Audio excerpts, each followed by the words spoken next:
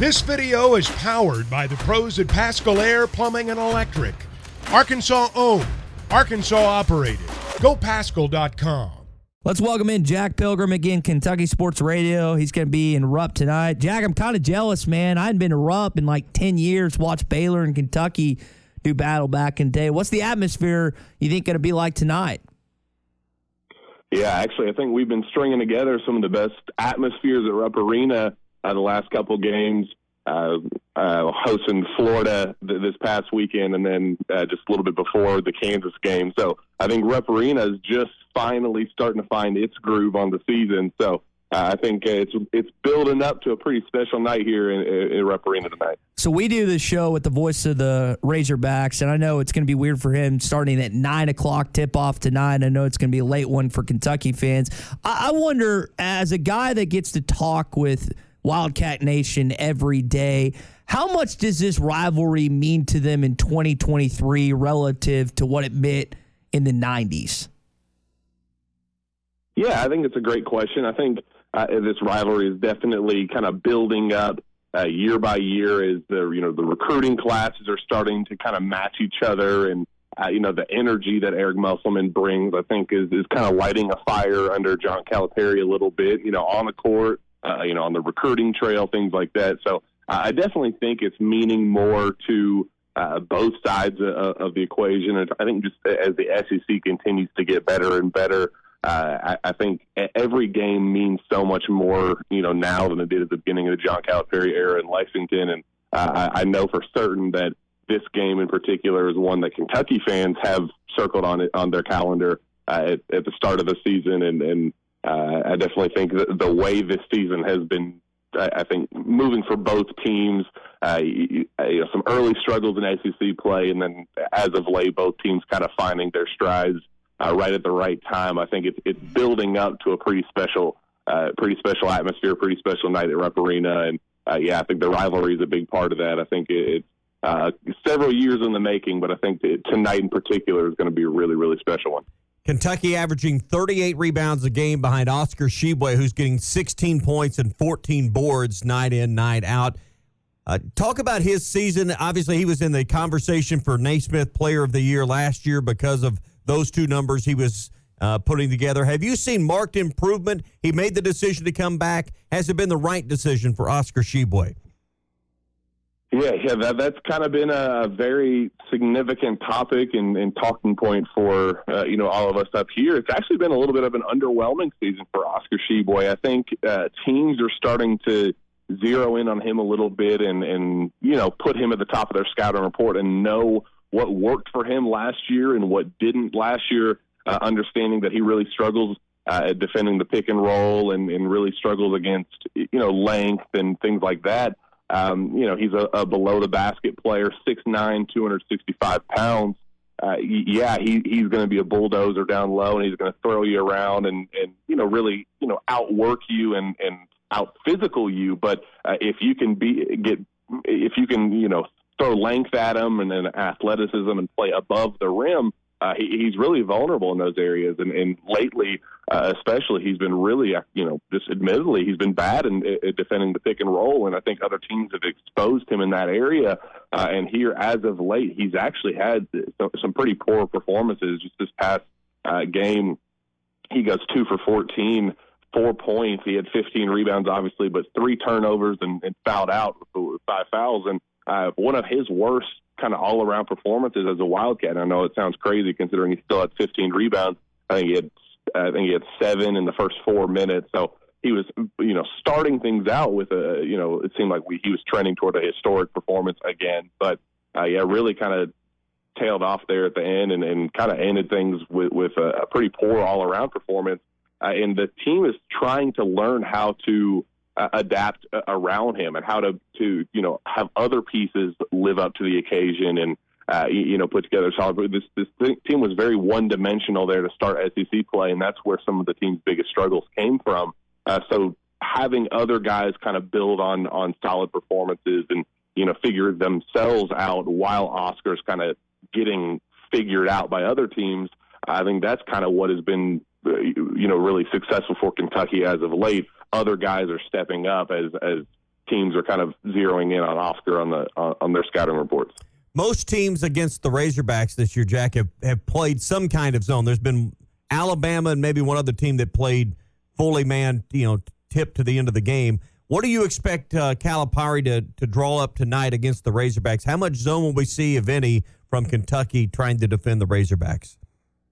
Well, I think you can count on one hand the amount of times that John Calipari has put together successful strings of zone. That is just not his forte. He is very much a live and die by the man and see how it works out. So I 100% do not envision any zone being thrown out by John Calipari today. I think it's going to be athlete against athlete, and I think it's going to set up for a fun matchup, but it could definitely not going to be seen in any zone tonight, I don't think, at Rupp Arena.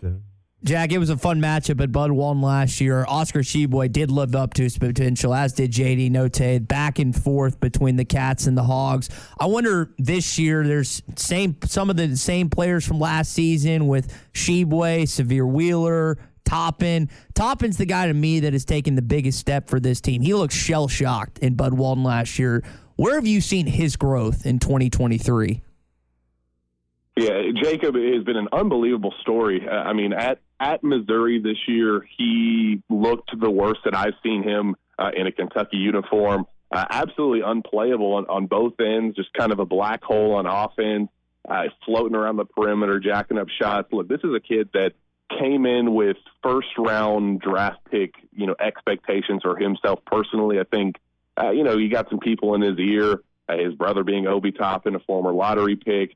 When you have those people in your ear saying, well, you got to be like your brother. You got to, take that next step up like your brother did. Your brother at this year, at this stage, exploded as the National Player of the Year in college basketball. Well, now is your time. So there's so much weight on his shoulders going into the year that to start the year, admittedly, he just was not very good. He was trying to do too much. He's a 6'10", versatile two-way forward with a 45-inch vertical. So, I think he wanted to show that he was more than just an athlete. He wanted to show that he could knock down jump shots from, all three levels and be, that really, significant all-around player that would burst him into, lottery status. And he just has not been that player to start the year. And he got into a really dark place. He was really open and vulnerable about just kind of where he was mentally and saying, I'm not okay right now. Like, I don't know what's wrong with me. I'm in the gym. I'm getting shots up, and I'm playing very well, in practice. But for whatever reason, it's just not coming together in games. And you could kind of tell mentally he was just not all there.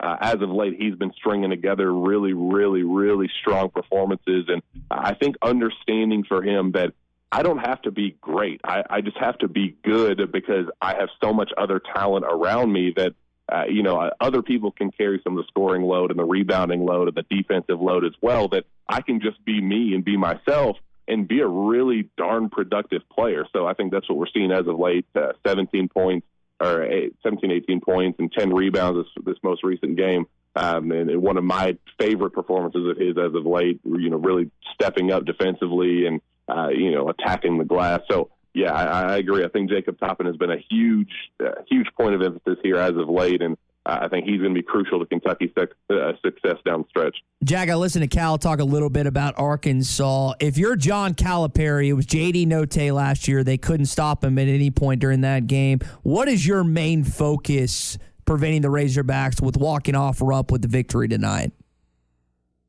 Yeah, I listened to him last night, listening to Orlando Antigua. Very clear point of emphasis on Kentucky's end about the big, strong physical guards that Arkansas has and their ability to get to the basket. And, just defending straight line drives has been an issue for Kentucky. That's kind of been an issue with Severe Wheeler, why he has kind of taken a step back and why Cal has kind of pushed him to the bench and is now bringing him off the bench as kind of that spark plug energy guy because of some of his defensive, vulnerabilities. I think Cason Wallace is an elite defender. I'm really excited to see who he guards. I think there's a lot of unique matchups here on the table. Who guards Anthony Black? That versatile, long, big guard that is capable of doing, pretty special things at all three levels. Who is going to guard him? I was going to ask you guys the latest on Nick Smith Jr. He's obviously a special talent. My understanding that he's probably not going to play, but if he for whatever reason gets thrust back into the lineup, that would obviously throw a wrench into Kentucky's plans as well. But definitely a big point of emphasis on the big guards and attacking straight line drives to the basket. We'd be more surprised than you if Nick Smith played. Yeah, tonight potentially. Good. This Saturday or next Saturday at home, but I would be if his opening game was in Rupp Arena coming back. That's asking a lot, Jack. Yeah, well, good. I always want. I was a big fan of his in high school. He considered Kentucky quite a bit, and I followed his recruitment very closely. So I'm rooting for him, and I know that he's a special talent. So hopefully he gets back on the floor sooner rather than later. But maybe selfishly, I'm a little glad that it won't be his return at Rupp Arena. So let's talk about what's at stake tonight, Jack, because I know there's still nearly half of the SEC schedule, but if you subscribe to Joe Lunardi and the bracketology look at it, this is a big game from what Lunardi has, because these are two of the four teams that are getting the last buys in the NCAA tournament, trying to stay out of that last four in and that first four out group. Anyone in Kentucky talking about that and the league standings from trying to get to that fourth seed? Seems like there's a lot on the line with some time to go in the SEC. Yeah, and I think it was to a lesser extent against Florida. I think Kentucky, proved itself to be a not significantly better team than Florida, but definitely probably firmly ahead of them in the SEC standings. But this is the matchup going into this one in particular that everybody is going, all right, well, this will determine how things shake out in the SEC and how many, even potentially SEC teams get into the NCAA tournament. I think they're both pretty solidly SEC teams, and I think that will shake out to close out the rest of the regular season. But, just in terms of seeding and things like that, it's definitely a crucial matchup. Like I said, both teams starting to find their grooves as of late after difficult struggles to start their SEC play and, trying to find themselves and their identities. Both teams going through some injury issues. I think that it's kind of a personal identity game for both teams. Who is willing to step up to the challenge, a big matchup, Tuesday night matchup. I think this is going to be a pretty significant one in terms of SEC final standings, and I guess depending on who's going to be playing on what day in the SEC tournament, could be somebody playing on Thursday versus Friday, and it's always a great thing to have a little bit more rest there down in Nashville. So definitely one that I'm certainly excited about. What's your opinion of this conference as a whole? 9 teams in the top 50 of the net ranking, more than any other conference. Where in your mind does the SEC rank nationally right now? Where do they stack up, in your opinion, nationally with the other conferences? Yeah, it's got to be at the top or at the very near top. Just in terms of overall depth and, knowing that you can go into a Tuesday, and obviously this matchup is different, but you can go to any Tuesday night matchup at 9 o'clock or, Saturday at noon matchup or whatever, and it'd be a high-profile game, two teams capable of beating each other on any given night, and that's kind of what makes this conference so special. And I think this is what's preparing Kentucky and Arkansas and, even Alabama, Tennessee, the other teams at the top of those rankings, preparing them best for the NCAA tournament, preparing them for the SEC tournament. Gonzaga going through their conference is getting a little bit better, but still they have to build up their non-conference schedule because the conference play is such a cakewalk that they have to, or else they're just simply not prepared for the SEC for the NCAA tournament. So you get Kentucky and you get Arkansas and teams like that they might beat each other up and make things ugly mid-season at the beginning of conference play, but